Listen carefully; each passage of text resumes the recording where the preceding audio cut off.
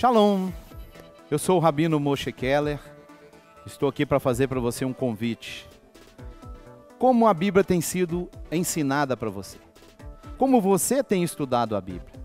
Como você está entendendo o contexto da Bíblia? Nós temos aqui um curso através do Talmidim Centro de Estudos, um curso de bacharel em Teologia Judaico-Messiânica. O que frisamos nesse curso? Você entender o contexto das Escrituras. Você entender a Escritura dentro do contexto que ela foi escrita. Você que está me ouvindo aí, é o nosso convidado. Você vai estar pagando mensalmente uma quantia até simbólica, R$ 49,90 por mês. E você vai fazer parte desta grade de alunos que tem procurado entender a Escritura dentro do seu contexto. Venha estudar conosco. Seja um bacharel através do Talmidim Centro de Estudos. Que o Eterno te abençoe, em nome de Yeshua. Hamashiach. Porção de número 26. Título dela, Shemini. Repete comigo. Shemini. Shemini, oitavo. Ok? Porção de hoje está em Vaikra, Levítico 9, de 1 ao 11, 47. A Haftará, porção dos profetas, a conclusão está em 2 Shemuel, ou Shemuel B, capítulo 6, verso 1 ao 7. E texto da Brit Hadashah está em Galutia, capítulo 2, 11 ao 16. E Kefa Aleph, primeiro 1, do 14 ao 16. Amém? Vamos pegar Aliás, alguém por gentileza, levante o dedinho aí. Você vai fazer a leitura para nós de 1 Kefas. 1 Kefas 1, o Kefa Aleph, verso 14 ao 16. Como filhos da obediência, não vos amoldeis às paixões que tinhais anteriormente na vossa ignorância. Pelo contrário, segundo é santo aquele que vos chamou, tornai-vos santos também vós mesmos em todo o vosso procedimento, porque está escrito: sede santos, porque eu sou santo.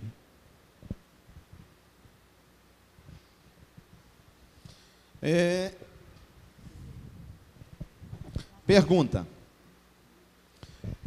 Kefa, ou nosso conhecido Pedro, ele escreve esse texto para quem?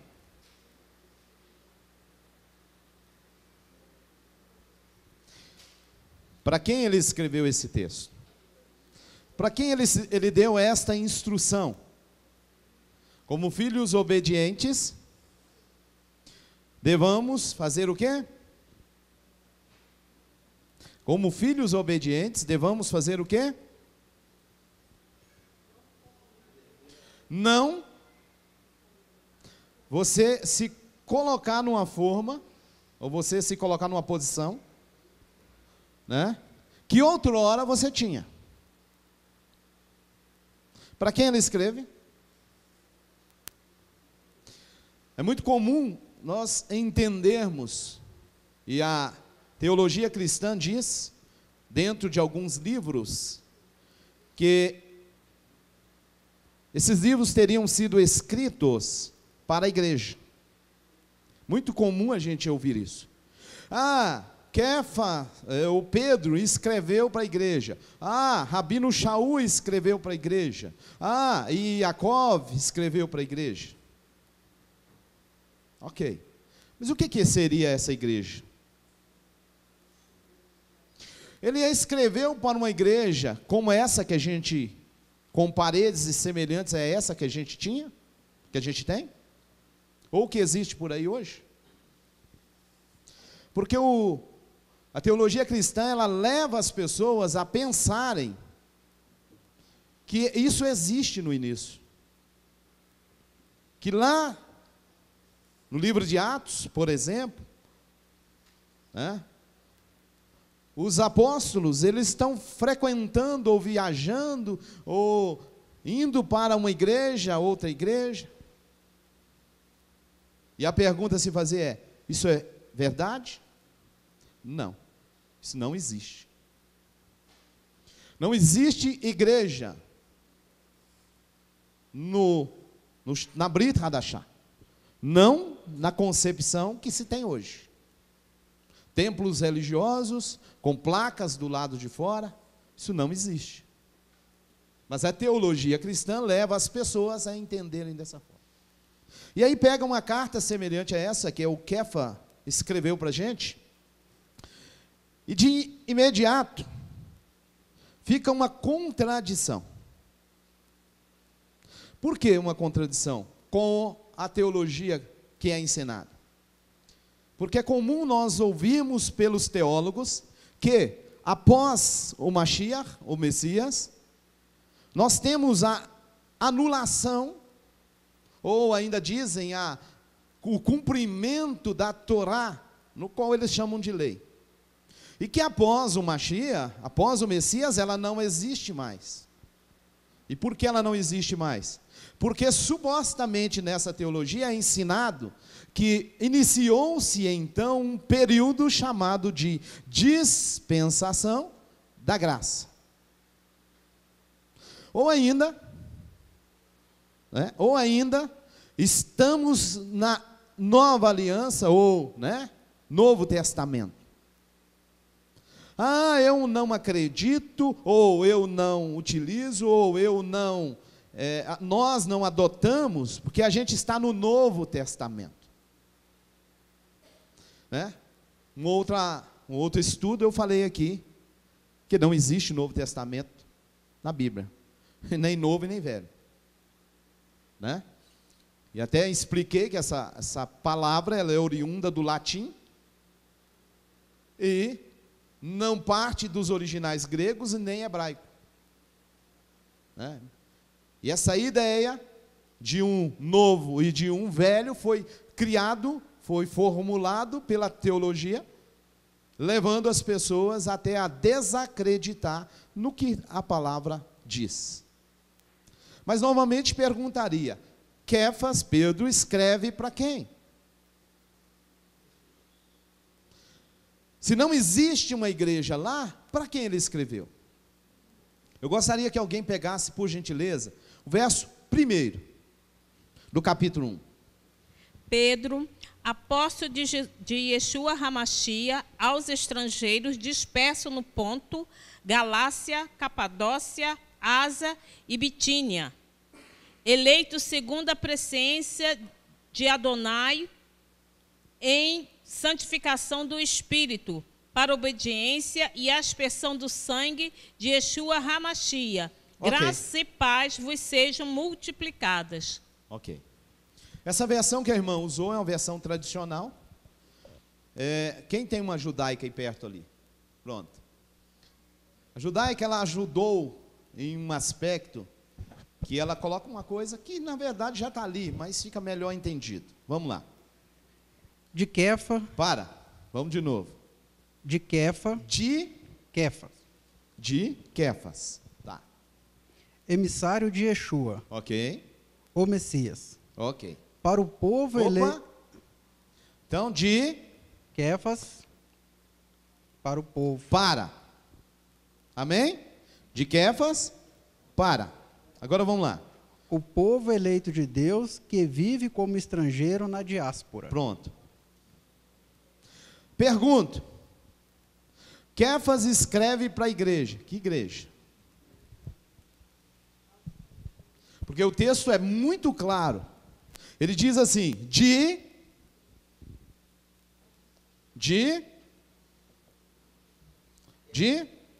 Kefas. Quem é o Kefas? Shaliach, ou o apóstolo. Tá. Continua. para. Meu irmão, isso aqui está parecendo uma cartinha que a gente formula lá na empresa, né? De fulano, não é? Para ciclano. Aos cuidados do senhor, da senhora, do doutor, não é? Agora, depois do para, tem uma coisa interessante. De Quefas para. Vamos lá. Versão judaica. Povo eleito. Meu irmão, existe gentio eleito? Porque querem pegar o texto e direcioná-lo para uma igreja gentílica.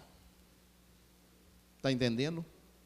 Quer direcionar o texto para uma igreja nos moldes do século 21 ou do século 20. Existe gentio eleito? Não. E aí continua. Para quem? Opa! Diáspora. Meu irmão, onde é que você leu, onde é que você ouviu, seja qualquer, até teólogo mesmo, que eu acho que nenhum vai cair nessa besteira de falar isso, dizer para mim que existe gentio na diáspora. O que é diáspora? Essa palavra diáspora, ela aplica a quem? A nós, judeus. Após sermos expulsos da nossa terra, foi dito sobre nós, ou nós mesmos dizemos, que nós estamos na diáspora. E Rabino, o Shalia Shaul está escrevendo para primeira coisa, eleitos. Quem é o povo eleito? Israel. E quem é o povo eleito que está na diáspora? É gentio? Entenderam isso? Amém? Então tá. Agora vamos continuar. Capítulo 14, a gente já leu. Então vemos, nos contextualizamos. O Quefas está escrevendo para... é para a igreja. Se você quiser colocar a igreja no texto, você pode até colocar. Mas ela é a igreja composta de judeus. Está escrevendo para os judeus. Que são chamados de povo eleito. E é interessante que tem mais textos de Quefas que ele vai citar isso. Vós sois nação santa, povo eleito. Ele mesmo vai citar isso mais na frente, hein? Aí o gentio vai lá e pega esse texto, mas ele não pega o texto dentro do contexto de que ele é enxertado, capítulo 11 de Romim, ele é um enxerto em ou na oliveira. Enxertado na oliveira, ele pode tomar posse dessa palavra.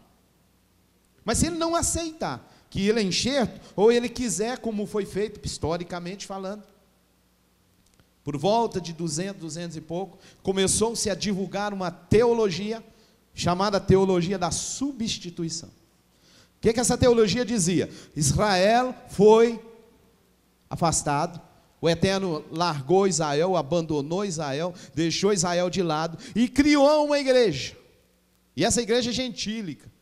E após criar essa igreja gentílica, o assunto do Eterno agora não é mais com Israel, porque Israel está rejeitado, mas é com a igreja. Isso é teologia, que chegou até os dias atuais. Você vai encontrar muitos teólogos ensinando essas coisas. Israel foi rejeitado. É interessante que pregam coisas que a Bíblia não diz. Pelo contrário, a Bíblia está dizendo outra coisa. Capítulo 11, no qual ele fala do enxerto, ele já inicia o verso primeiro lá, se você quiser depois dar uma olhada, pode ler lá. Ele já começa dizendo assim: rejeitou por acaso o Eterno a seu povo? E ele mesmo responde: de jeito nenhum. De jeito nenhum, porque eu mesmo sou. Né? Ele vai descrevendo. E mais lá na frente ele fala, ó gentios. E lá no finalzinho ele ainda fala assim, convosco falo gentios. Para que você não pense que você é uma coisa que você não é. Porque você começa a agir pensando que você é uma coisa que você não é, você também será cortado fora. E ele ainda diz, ó, se o Eterno não poupou o natural, ele não te poupa também não. Então não pensa você que você é o que você não é.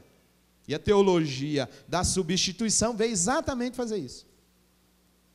Tirar a oliveira fora e colocar uma outra árvore no lugar dela. E dizer, o propósito eterno é que essa árvore agora. E aí criaram, como eu disse no início, uma coisa que não existe na Bíblia, até chamada de dispensação.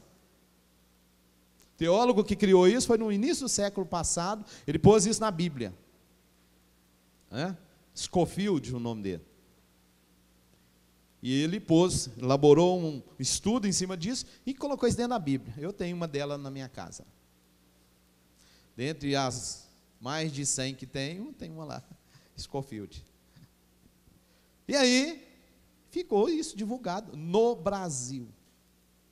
Teologia da dispensações. E ele não faz só dispensações, ele também põe alianças. É tão incoerente o ensinamento que ele coloca, por exemplo, as alianças, de um lado dispensações, do outro aliança. Aí ele coloca assim, ó, dispensação da inocência, Adão. Depois, dispensação da consciência. Depois, dispensação do governo humano. E assim vai. Depois vem dispensação da lei, depois dispensação da graça. Dispensação da inocência. Aí começa com Adão. O Adão estava na inocência, era igual uma criança. Eu queria saber para você que é pai aí. Seu menininho aí de 2, de 3, de 4 anos, é inocente, não é? Você pode chegar para ele e falar com ele assim, meu querido, meu bebezinho, meu amorzinho, não seja lá o jeito que você lida com ele. Diz para ele assim, escuta, tá vendo aquele negócio lá em cima da mesa? Não come dele, tá? Porque se você comer, você morre. Você faz isso com seu filho? A avó aqui, você faria isso com aquele menininho seu? Deixaria um veneno lá em cima da mesa, por exemplo, e diria para ele, não come aquilo lá não, porque senão você morre, tá? Pois o Eterno fez com Adão. E que inocência é essa? Que inocência é essa? Que ele não pergunta para o Eterno assim, o que é morrer?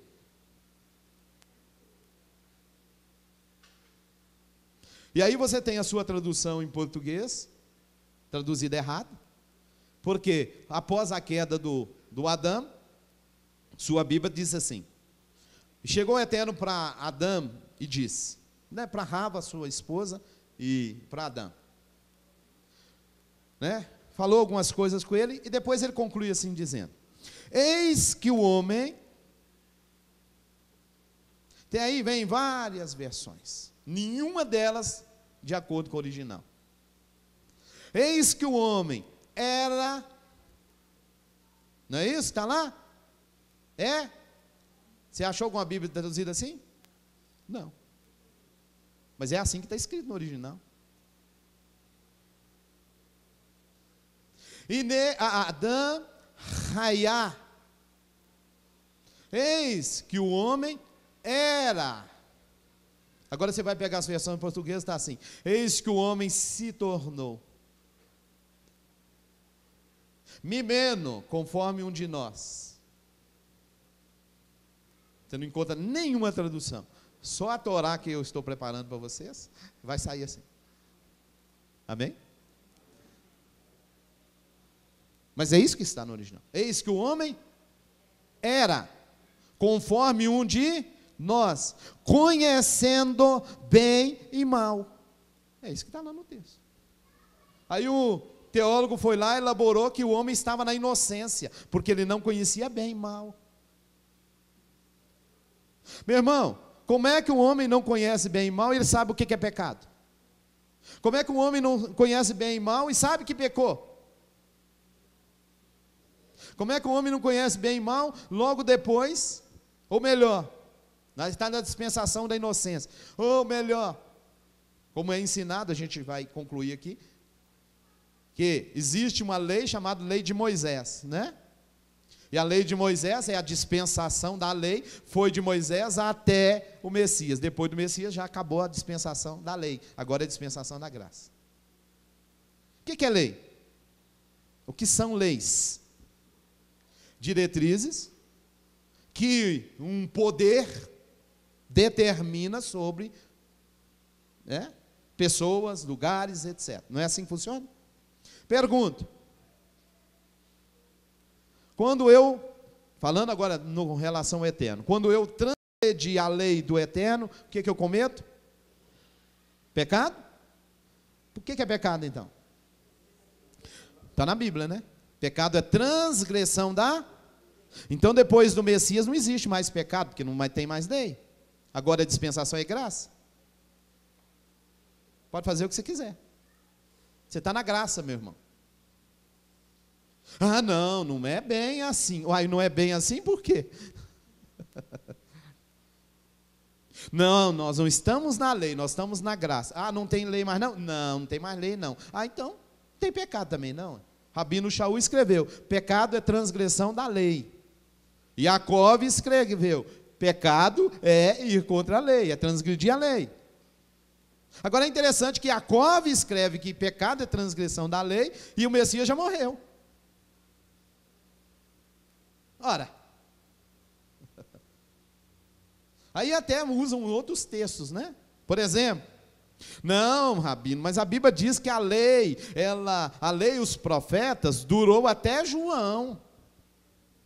Você já ouviu isso também? Ah, é mesmo? Ah, então não é até o Messias? Então tem que resolver. Esses teólogos têm que decidir. É até o Messias ou é até João? Não tem mais lei depois do Messias ou não tem mais lei depois de João? Porque o texto, supostamente, na Bíblia está escrito. Não tem isso na Bíblia não, mas está no português. Né? Português está lá. A lei e os profetas duraram até João. Lucas capítulo 16, verso 16, se eu já não estiver ficando velho. Acho que é isso. Pode depois conferir. Só que não existe essa palavra durou lá no texto, mas enfiaram ela lá no meio. Né? O problema é que enfia a palavra lá e gera mais problema. Por que gera mais?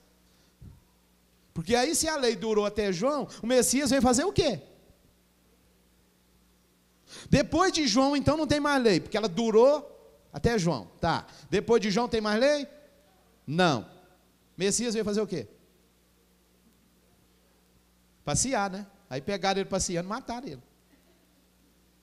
Não, ele veio morrer pelos meus pecados, mas não durou. O que é pecado? Transgressão da lei. Depois de João, a lei durou até João. Depois de João não tem mais lei. Confere. Se você pegar o texto. Se não tem mais lei, não tem também pecado. O Messias vai morrer pelo quê?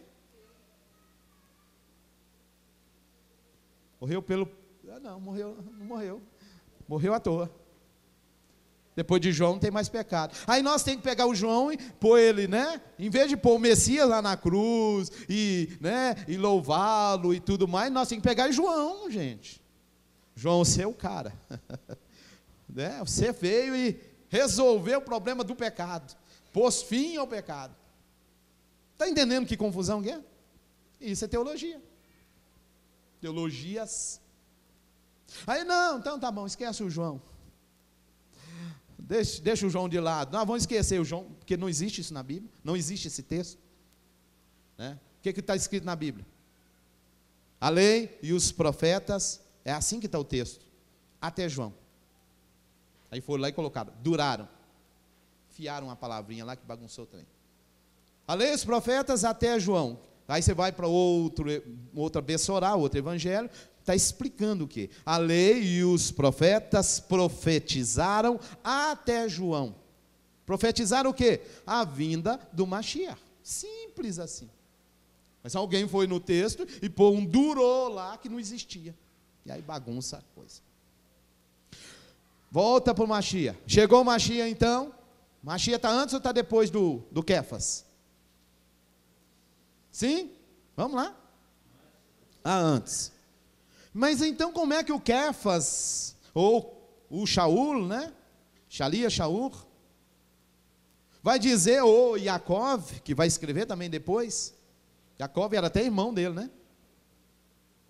Yaakov é Tiago, gente. Não existe Tiago na Bíblia, isso é a arrumação de um rei por aí. Yaakov é o nome do moço. Yaakov vai escrever sobre pecado. Volta lá em o Adão. Não, porque a dispensação da lei começa com Moisés. Tá bom? Tá. Antes de Moisés não tem lei. Não tem lei. A lei começa com Moisés. Beleza. Eu quero saber como é que o Eterno chega para o Caim, vira para ele e fala assim: ô Caim, você está meio cabisbaixo aí, o que está acontecendo contigo, meu filho? Está meio... Deixa eu te falar uma coisa, olha aqui, olha para o papai, né? Escuta o papai. Se você não proceder corretamente, não, repete. Todos. O pecado jaz à porta. Ô meu irmão, a dispensação da lei vai começar em Moisés. Nós estamos em Caim. Que pecado? Como é que existe pecado com Caim? Como é que Adão peca se não tem lei, meu irmão? Hein? Dispensação da lei. Começa quando? Moisés. Termina quando? Termina no Messias. Ué, peraí. Pecado é o quê? De novo? Ué, como é que o Caim peca se não tem lei? Como é que Adão foi expulso porque pecou se não tem lei?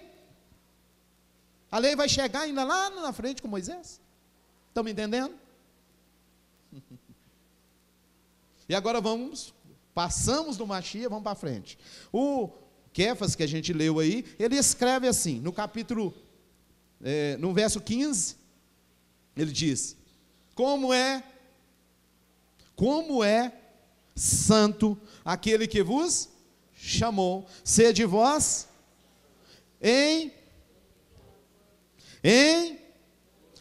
lá na igreja. É assim? É ou não é? Sede santos na igreja. A igreja você tem que ser santo. É assim que está escrito aí? Na igreja você vai vestido direitinho, na igreja você vai. Sede. Eu vou pegar aqui a palavra no original, que é kadosh. Botei em hebraico para você, ó. Kadosh. Sede em... vou colocar em grego para você também. Ágios. Ou Hagios, se você quiser aspirar. Sede em todas. Aí ele vai perguntar, aí eu vou perguntar para ele assim: mas por que eu tenho que ser santo? Qual que é a resposta que ele vai me dar? Não, o Quefas, Gegraftai. Ele vai dizer assim: porque está escrito. E não só está escrito, porque essa palavra não quer dizer só está escrito. Ela quer dizer está escrito e ainda vale. Está escrito e ainda tem peso. E essa mesma palavra foi que Yeshua usou. Aqui, se você é o Messias, pula daqui. Se você é o Messias, se você é filho de Deus, né? Filho do Eterno, faz isso, faz aquilo outro. Aí ele diz: Gegraftai. Está escrito e continua valendo. Não tentarás. Está escrito e continua valendo, nem só de pão. Está escrito e continua valendo, somente ao Senhor do teu Elohim adorarás.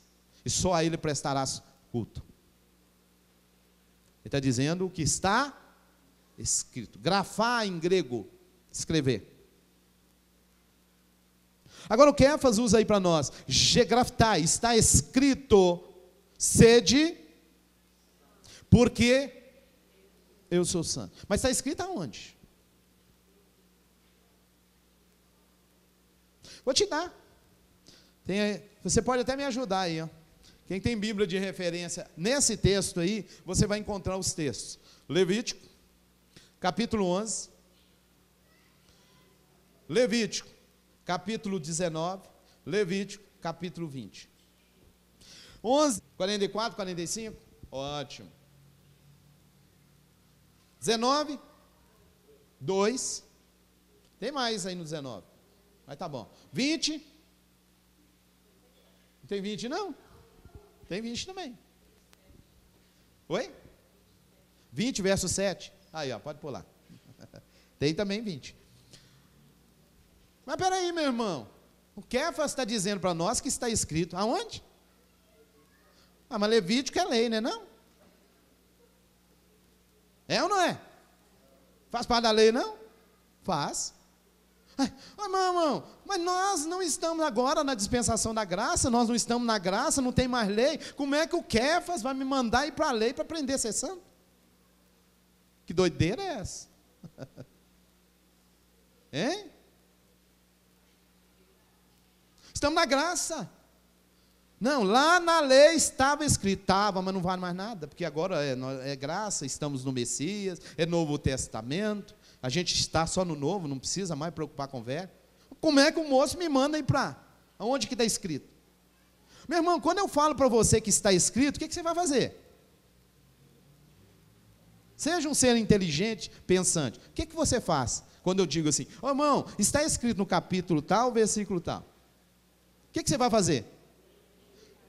Como diz um texto, falando de um grupo chamado Bereanos, né? O que eles faziam? Conferir. Mas peraí. Ah, mas o Rabino falou. Rabino falou, mas ele erra. Rabino falou, mas ele é homem. Falha. Esquece. Está ficando velho, cabelo branco. Né? Os 50 chegando.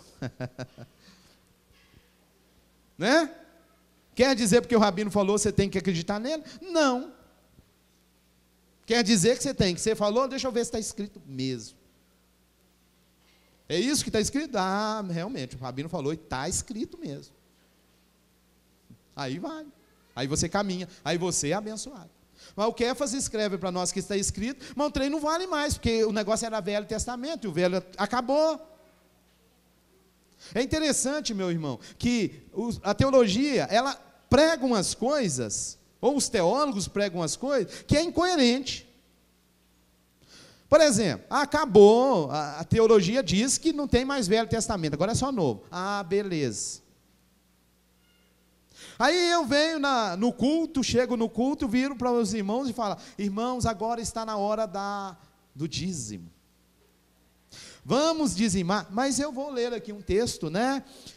Malaquias capítulo 3, versículo 10.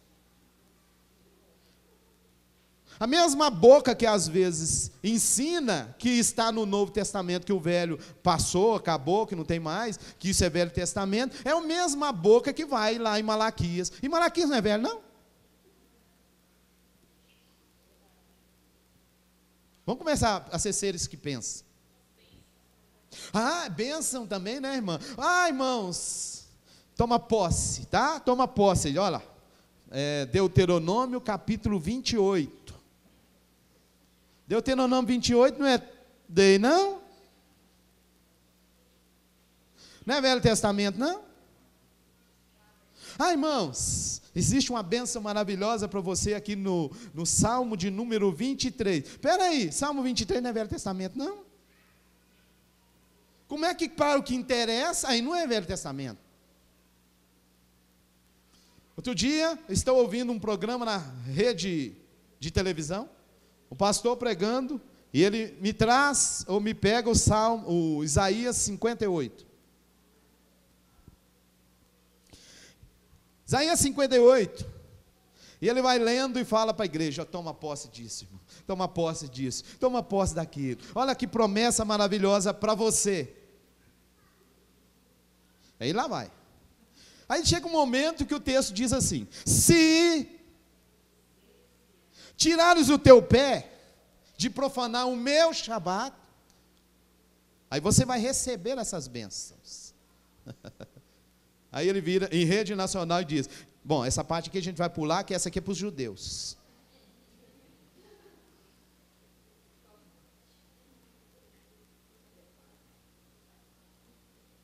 Pulou para o próximo. Porque o Senhor te fará cavalgar sobre as alturas da terra. Porque o Senhor vai te fazer isso, te fazer aquilo, te fazer aquilo. Mas se você ler lá no texto, ele condiciona a sequência e até antes a obediência. Agora não obedece e quer bênção. Toma posse. Posse do quê? Eu até falo, né? Eu sempre repito. Existe uma coisa que chama caixinha de promessa. Por que é uma praga? Porque ele tira texto dos seus contextos. Aí a pessoa vai lá ler. Deixa eu sair, né? Mas eu tenho que tirar uma palavra do eterno para a minha vida. Aí vai lá e tira um texto. Ah, tem que tirar 3, que é um para o Pai, Filho e para o Espírito. Ah, tá. Tem que tirar 3. Tá. Vamos tirar, vamos considerar um só. Aí, eu pelo menos não vi, mas vamos imaginar que sai uma palavra do tipo assim: raça de víboras.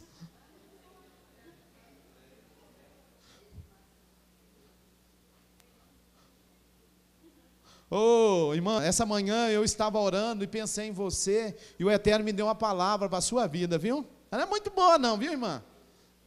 Ela disse que eu sou uma raça de víbora. Nossa, essa palavra aqui vai caber direitinho na vida daquela irmã, viu? Mas as promessas que tem lá, normalmente né? O Senhor mandará que a bênção esteja contigo.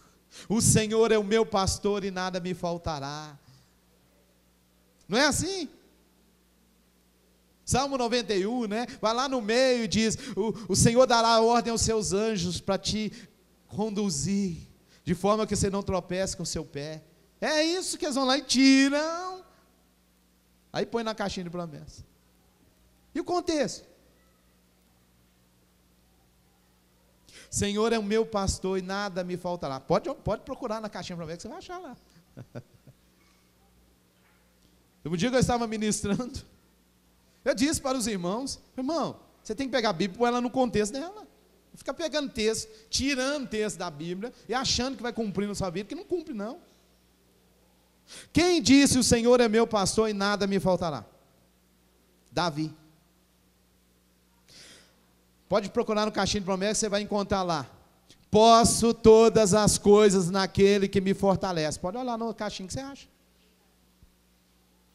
Quem disse que pode todas as coisas? Aliás, ele nem disse. Essa tradução está errada. Mas tem na Bíblia. Mas quem disse? Quem falou isso? Rabino Shaul. Eu, Rabino Shaul, posso, e não é todas as coisas, posso estas coisas, porque tem um contexto um pouquinho atrás. Mas alguém foi lá e modificou o texto: posso todas as coisas. Estava ministrando no lugar e falei: irmão, se eu for pegar texto isolado, o texto diz assim: posso todas as coisas naquele que me fortalece. É assim que está na Bíblia? Não é assim que está não, mas estão usando assim, não é? Tá. Aí eu disse assim: ô irmã, a hora que seu marido ficar chato, troca ele. Manda ele embora, arruma outro. Ô marido, a hora que você vê que essa mulher está ficando velha, vai lá e pega uma novinha. Rabino, não, a Bíblia diz: posso todas as coisas. Tira o texto do contexto, faz bagunça com a Bíblia. Né? Aí no final da pregação, veio um irmão e falou assim: aqui, você falou que eu posso trocar a mulher mesmo? Falei: não, irmão, não é isso que eu estava dizendo, não. Deixa pra lá. Malaquias, você vai ouvir muito, capítulo 3, verso 10, verso 9. Roubará o homem a Deus? Vós tende me roubado, diz o Senhor. Viu, irmão? Se você não dá disso, você é ladrão, viu? Ô pastor, deixa eu ler o capítulo 2. Não, o capítulo 2 é para o judeu. Capítulo 3 é para a igreja, capítulo 2 é para o judeu. Pastor, se eu ler o capítulo 4, verso 4, você está usando o 3, né? E o 4:4? Tem um texto maravilhoso aí. O que diz o 4:4? Lembrai-vos da lei de Moshe, meu servo, o qual entreguei em Horebe. Ah não, mas isso aí aqui é para o judeu, pula. 3:10 a gente fica, porque é para a igreja. Volta para o Kefas. Como é que Kefas me manda ir para a Torá, se a Torá não vale mais nada? Vocês me entenderam? Como é que o Taná, ou a Torá, Taná, envolve todo o chamado, conhecido Velho Testamento, como é que ele não vale mais nada? E você encontra uma série de citações dele dentro da Brit Hadashah. Olha a incoerência. Não é? Vamos para a Torá agora. Aliás, eu ia dar passadinha ainda em, olha lá, em Gálatas. Eu quero me ater aqui um texto de Gálatas, que é um que gera muita dúvida, que é o verso 16. Vem uma conversa aqui do Rabino Shaul, né, com relação ao Kefas, porque ele agiu de forma não condizente, e no verso 15, observa uma coisa, você vai ler ali no texto que eu coloquei, e eu quero que você observe uma coisa, que infelizmente, tem Bíblias que ajudam, mas tem Bíblia que não. Você observou ali que eu coloquei lá assim, ó, nós, entre colchete, somos judeus por natureza, e não pecadores dentre os gentios. Rabino Shaul está falando isso aqui. Por que eu coloquei ali o colchete, somos? Porque no texto não tem somos. O verbo ser, a gente não utiliza ele para pessoas no presente. Entendido? Então, na verdade, o que o Rabino Shaul diz? Ele diz, nós judeus por natureza. Mas o verbo ser está ali dentro. Mas ele não está explícito. Ele está implícito. Entendido? Por isso que eu coloquei e fiz essa observação. E vai ter isso em muitos lugares. Mas tem Bíblia que não faz isso. E aí você lê muita coisa achando que é Bíblia e não existe aquilo. Como eu coloquei a palavra durou, que pôs zero lá dentro e ela não existe. Né? Mas o verso 16 diz assim, sabendo que o homem não é justificado pelas...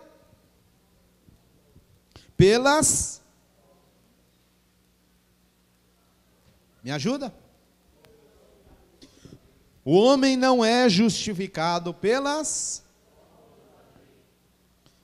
Mas...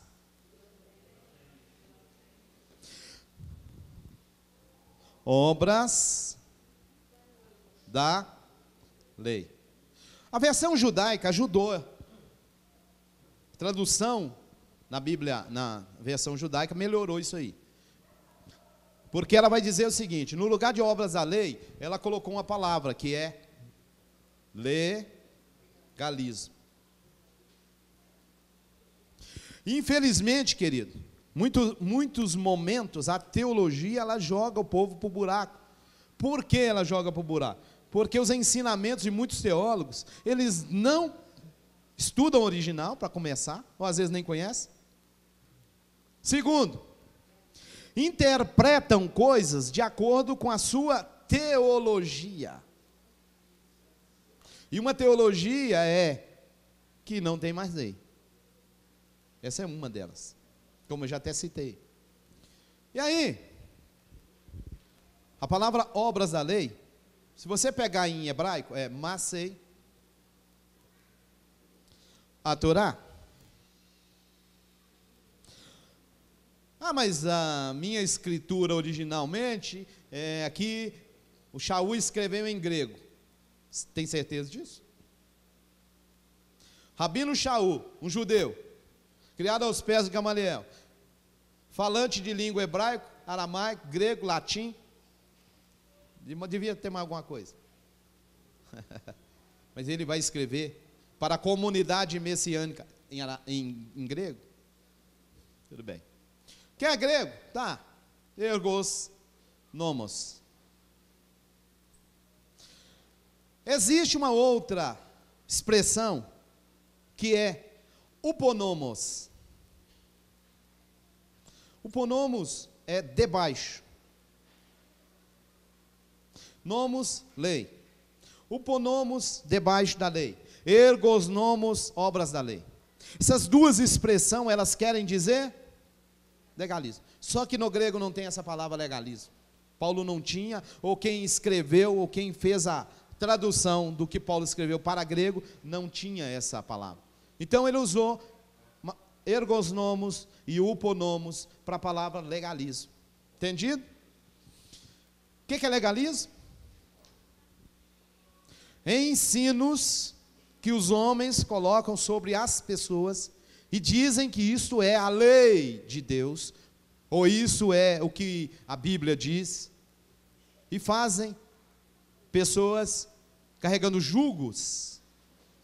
E é exatamente isso que o Rabino Shaul está dizendo aqui. Sabendo que o homem não é justificado pelo, muda a palavra agora, legalismo,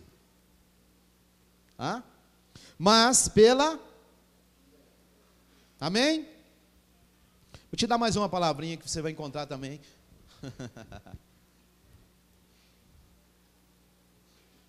Essa palavra é grega, tá? Ela chegou, passou pelo latim, chegou até nós, mas é grego. Dogma. Quando a gente fala dogma, você já associa com alguém, né? E é interessante que tem hora que dogma é traduzido como mandamento. Mandamento. Aí você fala, uai, não tem mais mandamento. Aí o texto original está dogma. Você não está debaixo dos mandamentos.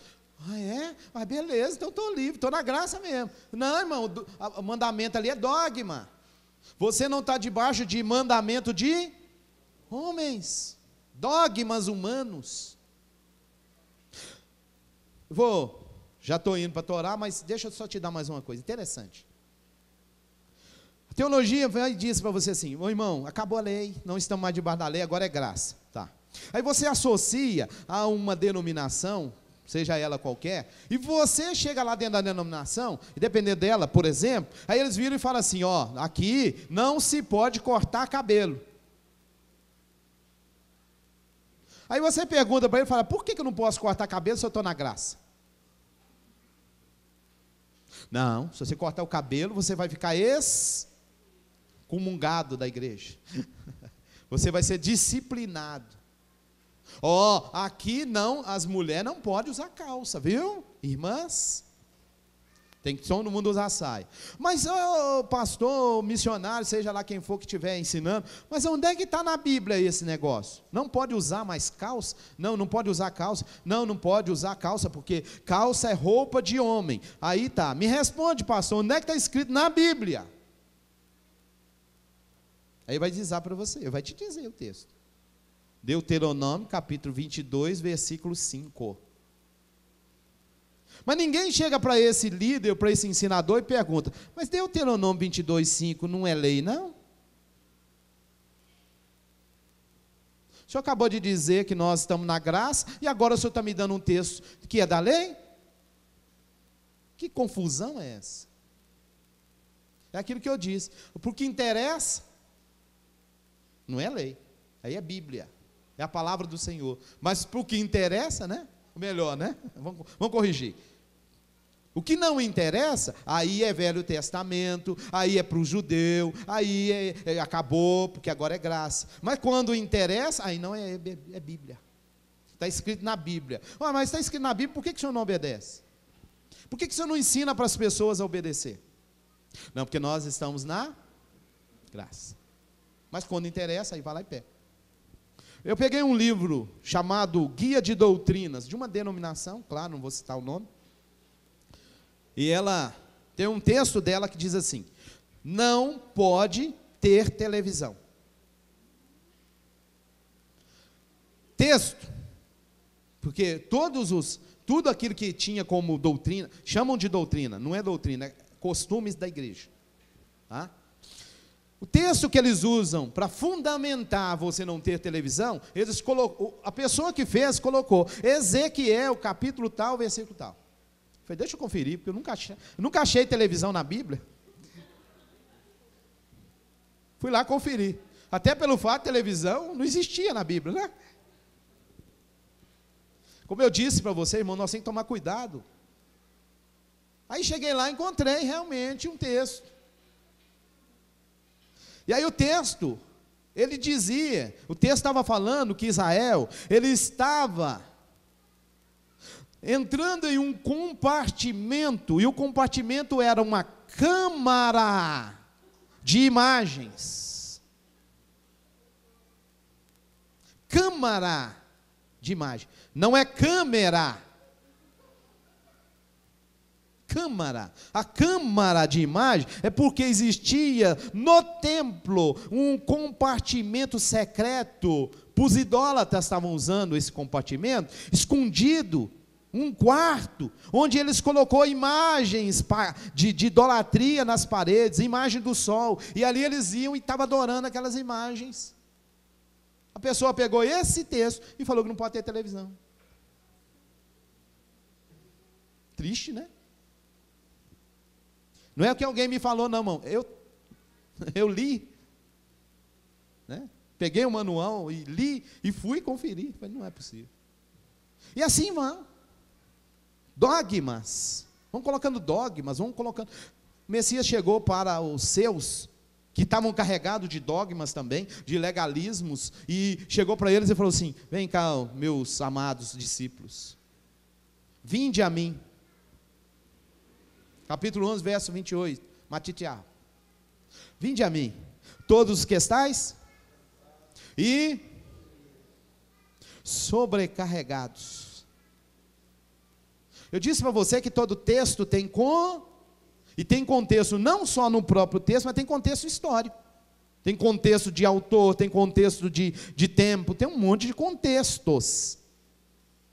Aí eu pego esse texto, por exemplo, eu já ouvi isso, já vi muitos o fazerem. Pega o texto, vai lá e vai pregar para um gentio, ou para um pecador, e vai dizer para ele assim: ó, o Messias está te chamando, você que está cansado, sobrecarregado de pecado. Pecado? O texto está falando de pecado? Tem pecado no texto? Não. O que é o assunto? Se você pegar o texto, você vai ver que o Messias está falando ali para quem? A gente até leu aqui o Shaul falando aos Gálatas. Nós somos judeus por natureza, e não pecadores dentre os gentios. Para quem que Yeshua estava falando?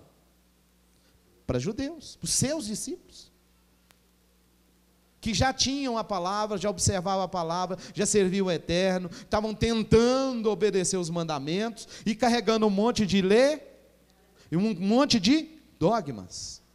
Aí ele vira para eles e fala assim: vocês estão carregados de dogma, vocês estão aí carregando um fardo de dogmas, de legalismo, vinde para mim, vinde até mim.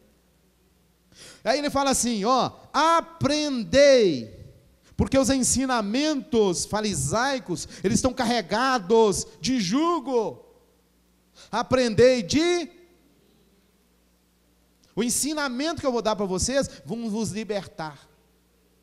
Vocês vão carregar um fardo, que é o meu, que é leve. Está entendendo o assunto? Isso é contexto. Está falando para gentio, não está falando para pecador, não está falando para quem vive no pecado, não está falando disso não, irmão. Ele está falando de quem vive carregado de dogma, de legalismos. Amém? Que em hebraico é obras da lei. Ajudou? Abençoou? Então agora vai lá para a Torá. Capítulo. Essa porção de hoje, ela tem aqueles tópicos ali, ó. 8º dia da consagração do Mishkan, capítulo 9, verso 1. Aharon e os Kohanim começam o serviço, 9:7. O fogo de Hashem, 9:24. Nadav e Avihu são punidos, 10:1. Hashem recompensa Arão por aceitar o decreto sem reclamar, 10:3, 10:9. E aí inicia no capítulo 11 uma lista de alimentos kasher e não kasher. Então o Eterno aí vai falar a partir do capítulo 11 sobre alimentos, né? E no verso 43 ele vai falar sobre a mitzvah, sobre o mandamento de kasher, ou seja, comidas separadas. Rabino, capítulo 11 de Levítico, né? Aliás, capítulo 9 de Levítico, ainda vale? Sim ou não? Aliás, vamos voltar, vamos corrigir a pergunta. A Bíblia ainda vale? Agora a Bíblia começa onde? Bereshit, termina onde?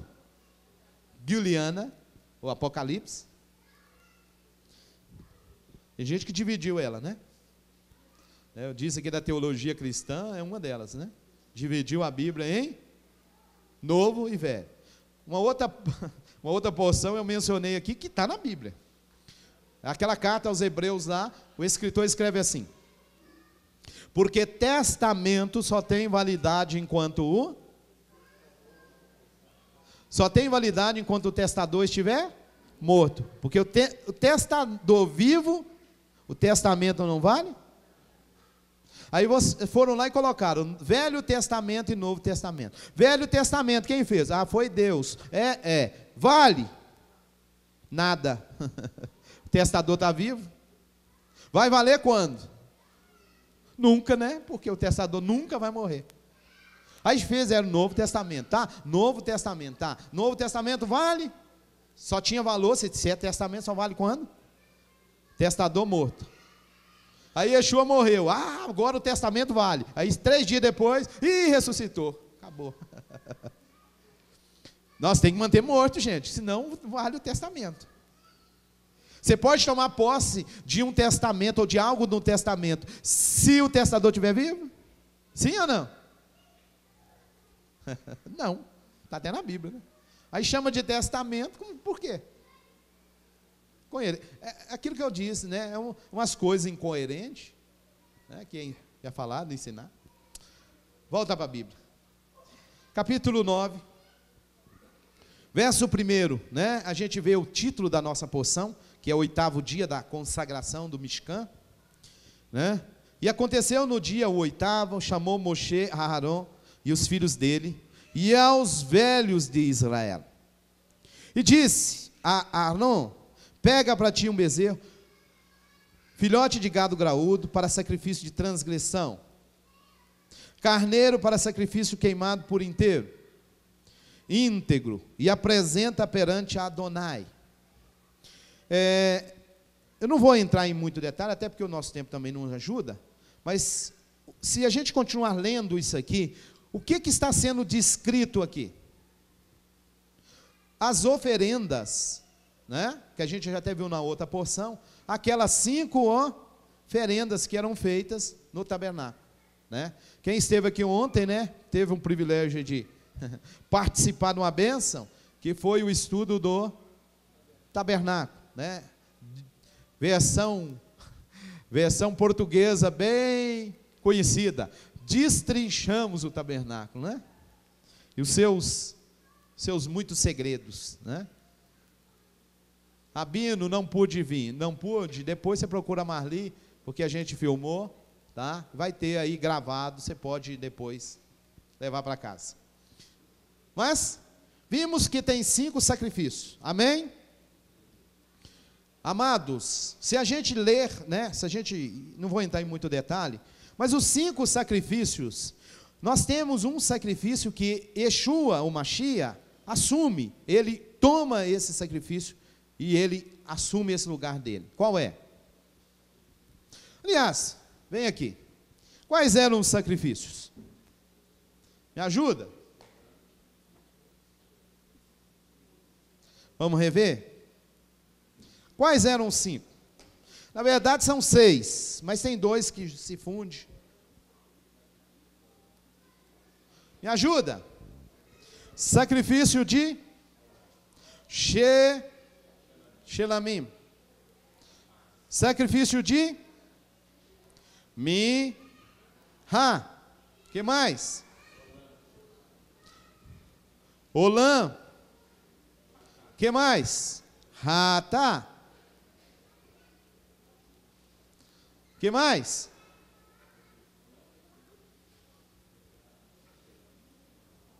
Tem mais um. Me ajuda, gente?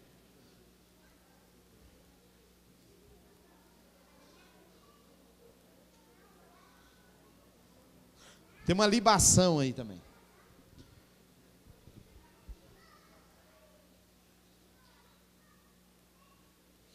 Existem 2 sacrifícios.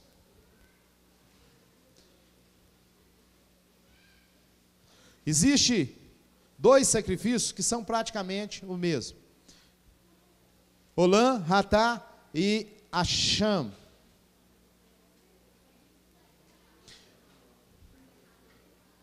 Eu disse para você que Yeshua assumiu um sacrifício. Qual foi ele?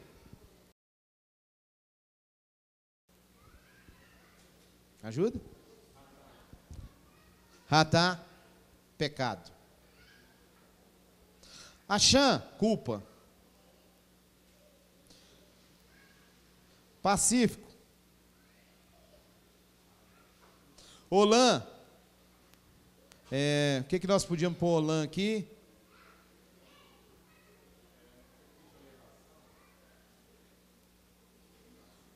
Pode. Olam pode pôr aqui elevação, que é um sacrifício inteiro. Esse aqui também é de farinha, de colocar alimentos, só para você entender. Amém? Qual Yeshua assume? Pecado. Esse sacrifício não se faz mais, ou não se vai fazer mais. Quando o templo vier a existir, vão continuar fazendo, porque não creem no Messias. Mas, esse foi, o Mashiach assumiu ele. Amém? E os outros? Sacrifício de culpa. Templo feito. Pode se fazer? Pode. Minha, libação, pode se fazer? Pode. Shelamim, pode se fazer? Pode. Olam, que é um sacrifício por inteiro, um sacrifício de elevação, vem da sua raiz aliar, subida. Pode se fazer? Pode. Inclusive, Rabino Shaul fala do Olam. Nós apresentemos, Romanos 12. Rogo-vos, pois, irmãos, que apresentei os vossos corpos como, na versão portuguesa está sacrifício, no hebraico é Olam. Olam Haim, o sacrifício vivo, Kadosh, santo. Veratson, e agradável, Hashem. Amém? Então, na descrição no capítulo 9, nós vamos ver esses sacrifícios sendo feitos, tá? Lá no verso 7, eles iniciam o trabalho. Verso 7. Vaiomer Moshe el Haron, Kerav el Hamizbeah. Vaiomer, e disse Moshe el Haron, disse Moisés a Arão, Kerav, aproxima el Hamizbeah, aproxima do altar. Na sua Bíblia aí, talvez está chega-te, né? E ali eles vão iniciar então o serviço sagrado. A partir do verso 7, eles vão iniciar o serviço sagrado. Dá um pulinho agora no verso 24. Verso 24 está escrito assim: e saiu fogo, vetetzer esh milipnei Adonai, na tochal al hamizbeah, et aolam, ve et alavim, vaire kol haam, hairanu vai pelo Al-Penehem. Vou traduzir para você. Vatetse, e saiu. Esh Milipnei, fogo de diante. Yud-Rei Vav-Rei, do Eterno. Vatorral al-Hamizbeá, e consumiu sobre o altar. Et a Olã, e consumiu sobre o altar o sacrifício. Por isso que Olã, querido, significa sacrifício consumido por inteiro. E aí o Rabino Shaul fala de Olã, você apresentar o seu corpo como Olã. Isso significa o quê? Você tem que entregar-se de forma completa ao Eterno. Sobre o Mizbear, o altar. Quem lembra do que significa altar? 4 palavrinhas. Vimos isso de ontem de novo, né? Mizbear, o que significa? Hã? Me ajuda? Perdão. O que mais? Mérito. O que mais? Bênção. Hã? O que mais?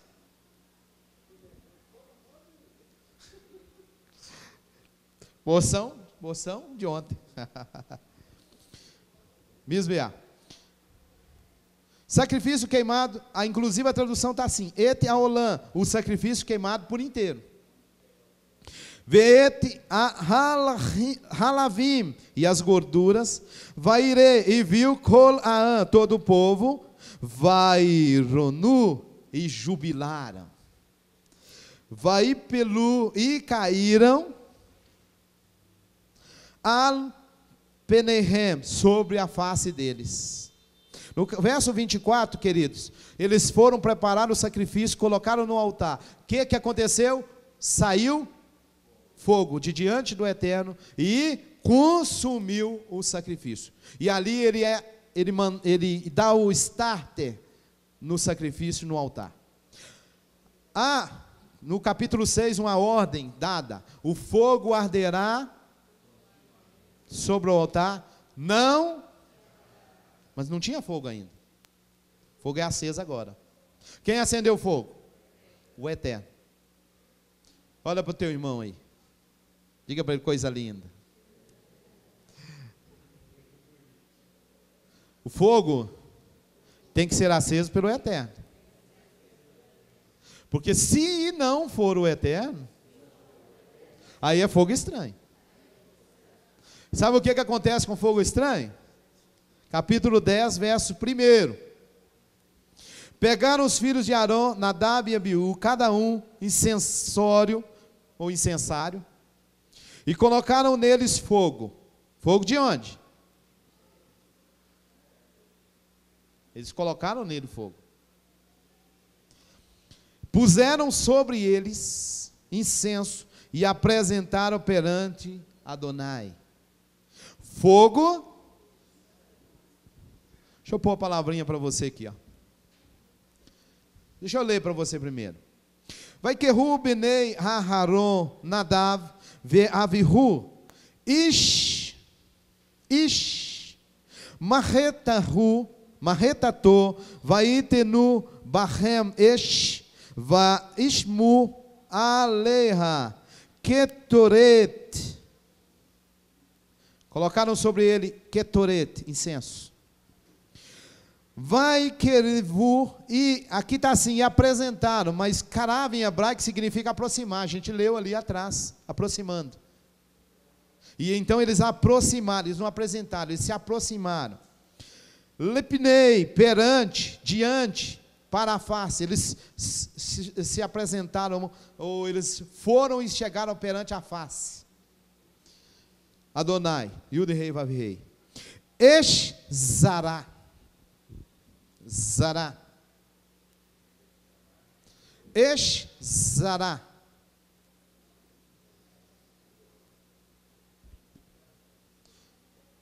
A sua Bíblia ficou fogo?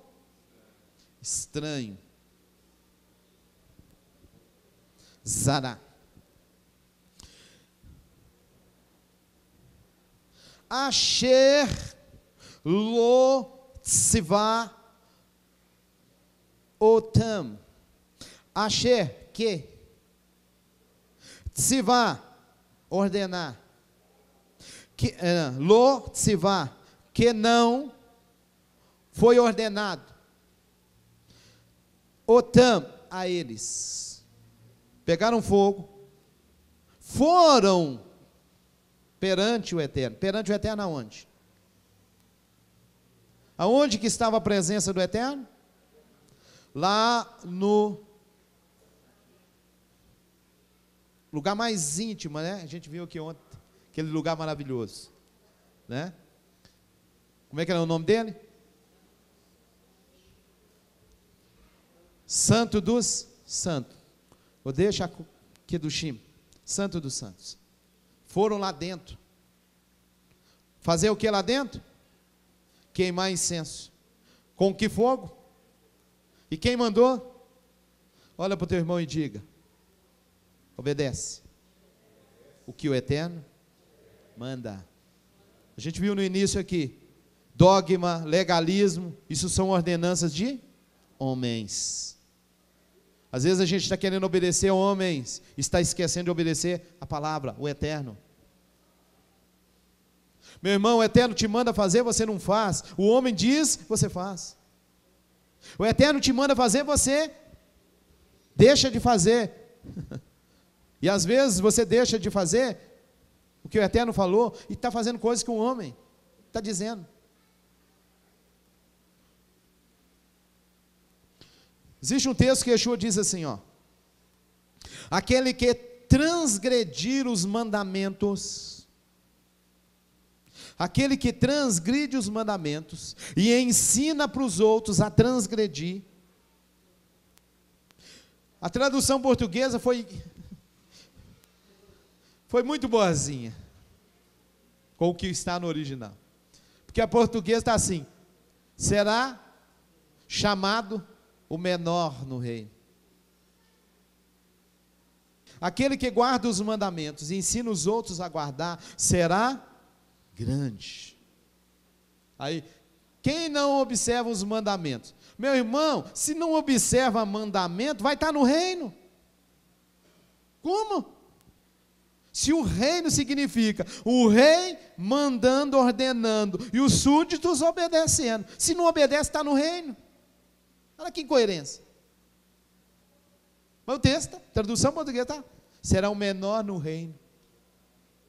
Não obedece, induz o outro também a não obedecer, ensina para os outros não obedecer, está no reino. Que trem esquisito é esse? Tradução doida é essa? A palavra no original, ela é superlativo de micro.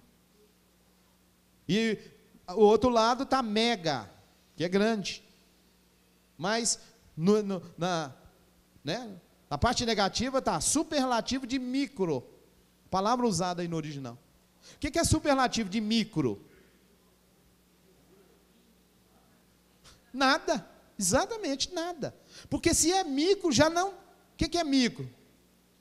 Quando fala micro, já é algo que você não vê, não é? Você precisa do microscópio para ver. O texto está dizendo exatamente isso.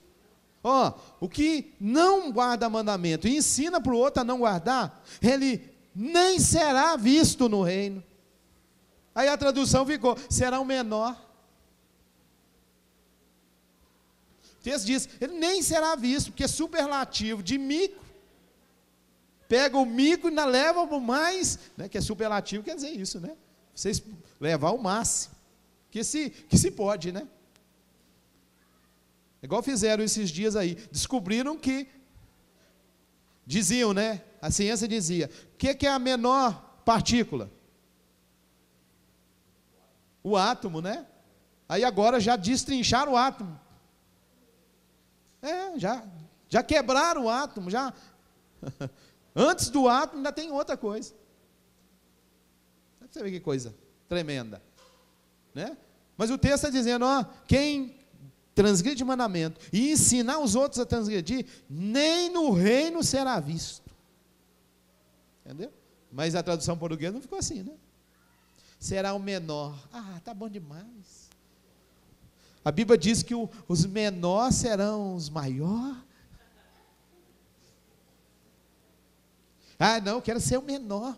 Ah, quer ser o menor, mas o texto não diz que você vai ser menor, não. Perdão aí, tá, gente? Mas isso é Bíblia que vocês têm. Ou melhor, né, que se tem. Bom, Nadav e Abiú, o que aconteceu com esses dois? Na sequência aí. Verso 2. E saiu fogo de perante o Eterno, e consumiu a eles, e vaiamutu, e morreram. Lipnei perante Iude rei varrei, perante o Eterno. Olha para o teu irmão e diga, não oferta o Eterno coisa estranha. Você pode morrer. Não oferta o Eterno que Ele não te mandou. Ontem, pelo dia, eu fiz uma menção aqui. Eu disse, estão ensinando por aí que você tem que ofertar o seu Isaac, né? Mas o problema do ensinamento é que você oferta o Isaac, mas o Isaac fica. Isso não é Bíblia. Ah, você tem que dar o melhor, tem que trazer o seu Isaac, o Isaac é o melhor, você tem que dar o melhor que você tem, mas esse melhor que você tem, meu irmão, esse Isaac, é alguém manipulando Bíblia para te enganar, te ludibriar. Abraão ofertou o Isaac para o Eterno, ele levou, ele estava disposto a entregá-lo para o Eterno. Mas ele ficou lá? Né? Ontem eu até brinquei aqui com os irmãos. Se você fizer parte de algum lugar que está mandando você levar o Isaac no altar, leva. O que eles chamam de Isaac? O seu carro, sua casa, isso que eles chamam de Isaac. É o seu melhor. Aí eu disse para os irmãos, leva lá no altar. Põe lá no altar. Aí, que terminou a oração, você pega e leva embora. Se te falar alguma coisa, você diz, estou na Bíblia. Porque a Bíblia diz, Abraão levou Isaac e voltou com Isaac para casa. Está na Bíblia, não estou fora não. É ou não é? Agora, de onde que tirou que eu levo o Isaac para o altar e deixo ele lá?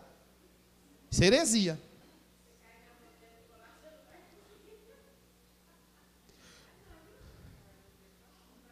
Meu Isaac está aqui.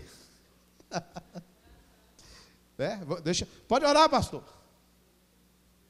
Não, irmão, tem que pôr no altar. Não, já está no altar, pastor. O que é isso? Isso é Bíblia, pastor. Abraão levou Isaac e voltou com Isaac. Não é assim ou não? Agora estão ensinando por aí que você leva o Isaac e larga ele lá. Isso não é Bíblia, não. Isso é aquilo que nós falamos, né? Isso é coisa de homem. Fechando. Nosso tempo já está acabando. Vou pular aqui a terceira parte e vou para o capítulo 11. Abra o capítulo 11 aí.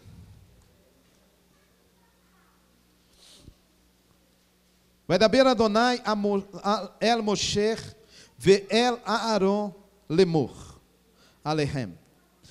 E falou o Eterno a Moshe e a Arão, dizendo a eles: 2. Me ajuda aí. Daberu, dizei, el binei aos filhos de Israel, lemor, ordenando, zot, este, arraiá, o vivente. Aí na sua Bíblia como é que ficou aí?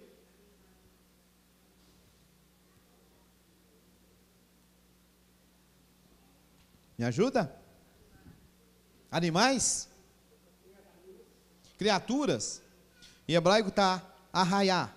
o vivente, ou que é vivo. Asher torrelu, Asher torrelu. Orrel é comer, é comida. Torrelu é comer. Este é o vivente, ou isso é o que é vivo que vocês vão comer.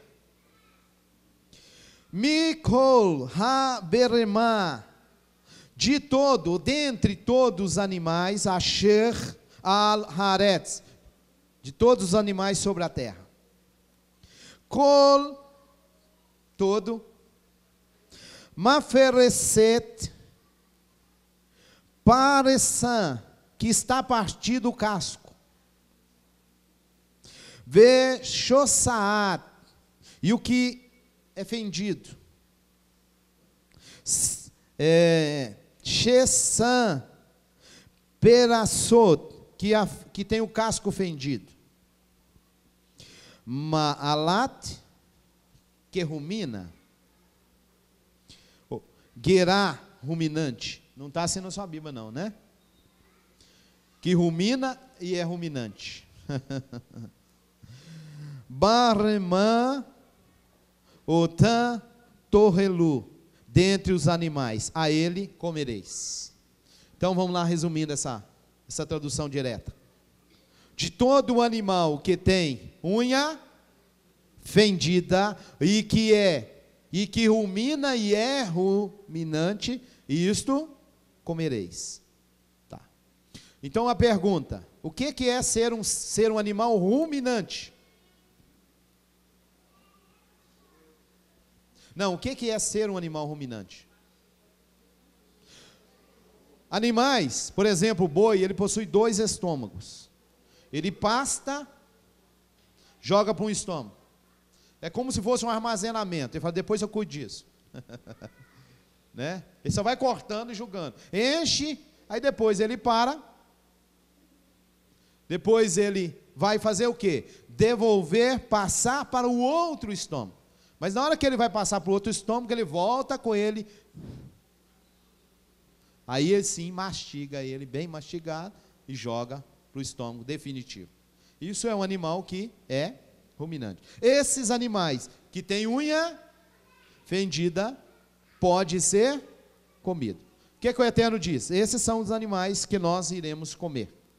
Bom, na sequência aqui, ele vai também dizer o que nós não vamos comer, não podemos comer. Bom, por que o Eterno diz para a gente comer determinado alimento, animal, e diz para não comer outro animal? Olha para o teu irmão e pergunte. Por quê?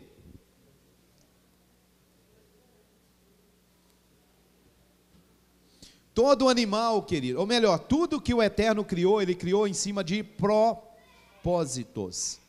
E não existe nenhum animal que ele criou com o propósito de nós comermos. Não tem animal que foi criado para a gente comer, não. O Eterno abriu uma exceção para nós. Porque o homem estava já comendo de tudo. E até por isso uma causa que gerou lá atrás a destruição do homem. Ele estava comendo qualquer coisa. E não está muito diferente de hoje, não.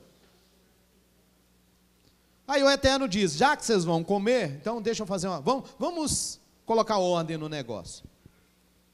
Come somente esse. Por quê? Porque se você deixar essa ordem e passar a comer o que eu não estou te dizendo para comer, você vai morrer. Ah, Rabino, mas a Bíblia diz que se eu orar, está santificado.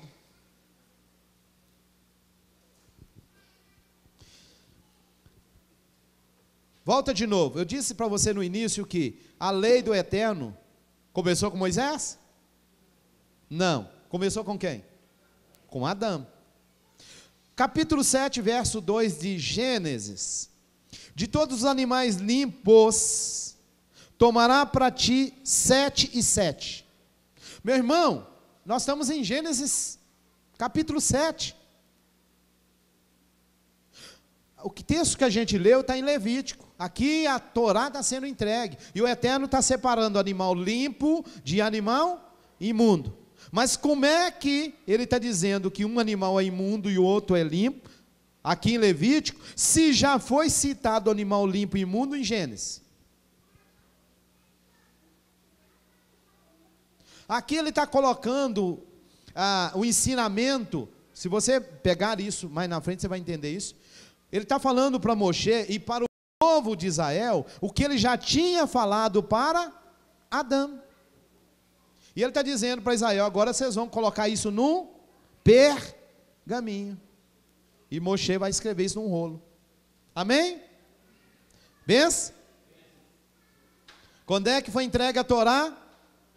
Os ensinamentos do Eterno? No Éden. Aí, ó. Foi passado para Noa.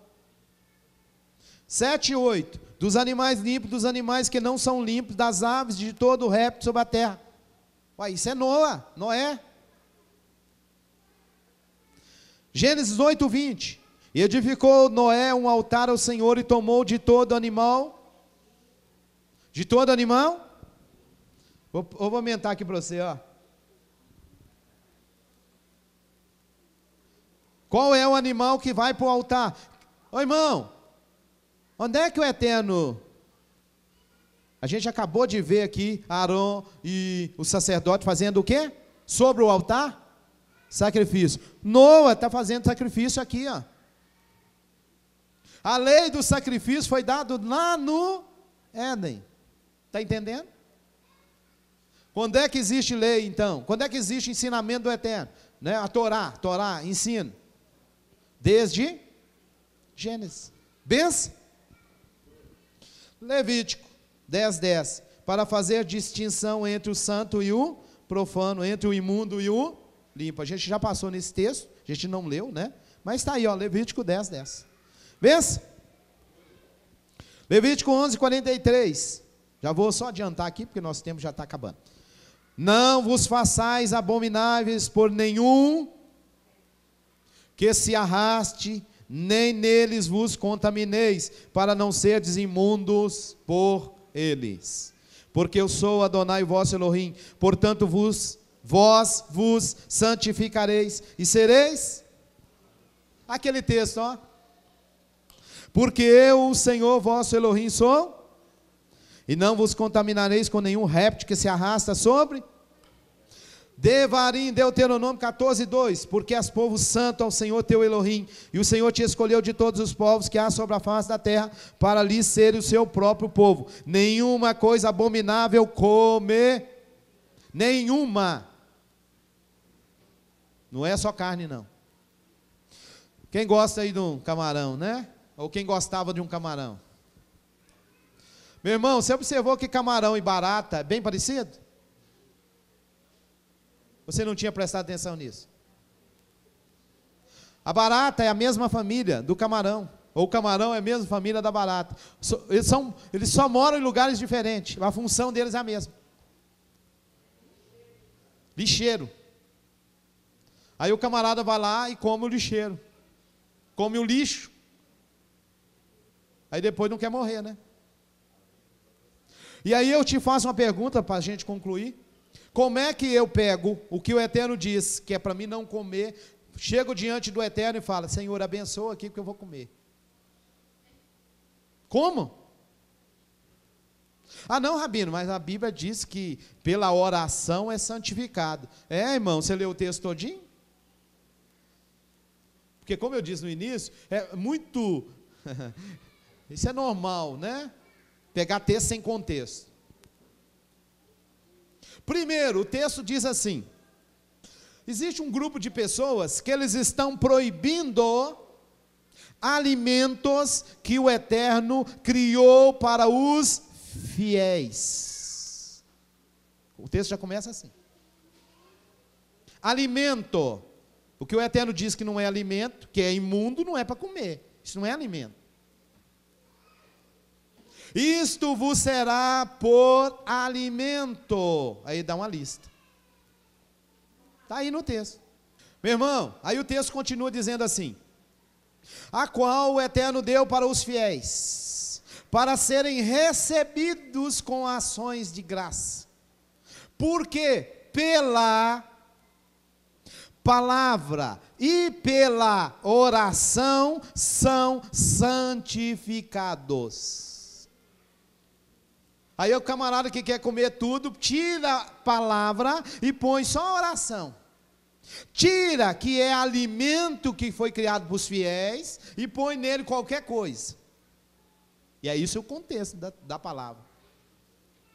Não, a Bíblia diz que pela oração é santificado. Ah é, irmão? Onde é que está escrito isso?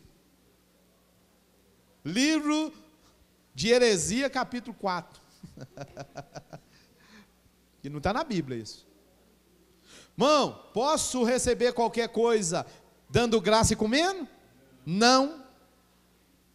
A Bíblia diz que é os alimentos que o Eterno preparou para os fiéis, e que são conhecedores, lá no texto, da verdade, e que conhecem a verdade ainda. É essa turma que recebe alimento, essa turma passa esse alimento pela palavra, passou? Passou. Então pode comer não, pode orar. Não passa na palavra, pode orar? Adianta orar não.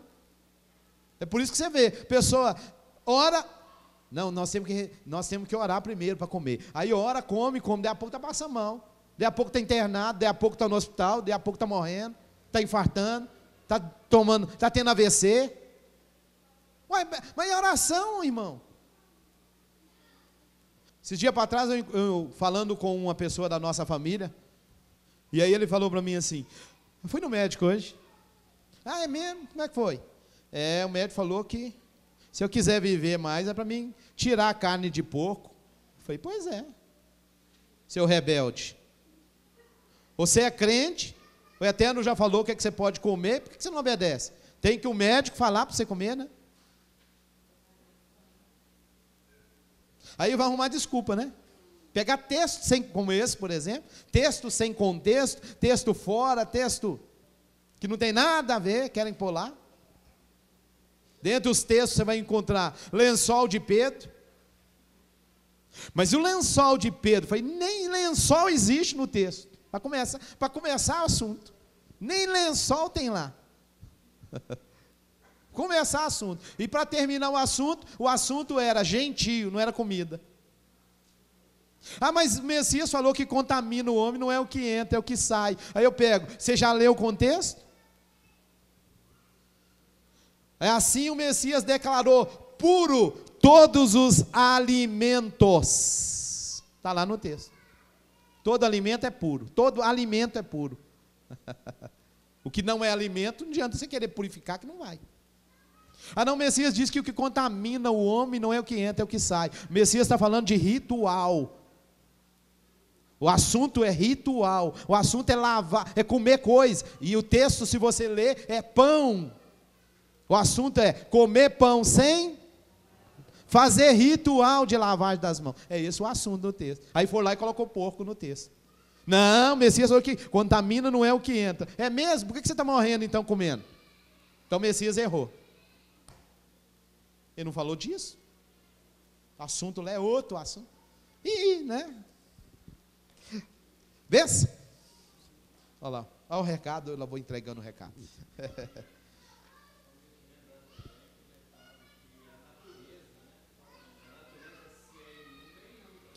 Bem observado, nosso amado. Olha para o seu irmão, fala com ele, natureza e estado. Natureza e mundo. Estado impuro. É diferente. A Bíblia, na tradução portuguesa, faz uma bagunça com esse trem. A mulher está imunda. Não existe isso na Bíblia, não, irmão. Aliás, existe se você comer coisa imunda. Aí você fica impuro, fica imunda. Porque você é o que você come. Isso é ciência, né? Isso é ciência. Não só a Bíblia já está dizendo, mas isso também é ciência. Você é o que você come. Se você come imundo, você se torna imundo. Agora, tirando esse episódio, mulher, você de tempo em tempo, você fica impura. Passou o seu período, você se banhou, ou fez o ritual de limpeza, de lavagem, mikvê, você se torna novamente pura. Impuro, puro. Imundo. O que é o inverso de imundo? Não existe. Porque imundo é natureza. Natureza você não muda. Quando o Eterno diz, esta é isso que você pode comer, isso você não come, porque a natureza desses são imunda. A natureza dele não muda a natureza. Entendido? Tem como mudar, não. Ah, eu vou orar que vai mudar a natureza. Não existe isso. Aliás, se existisse, né, a gente ia orar para um bocado de gente. Tem um bocado de gente precisando mudar a natureza, não tem?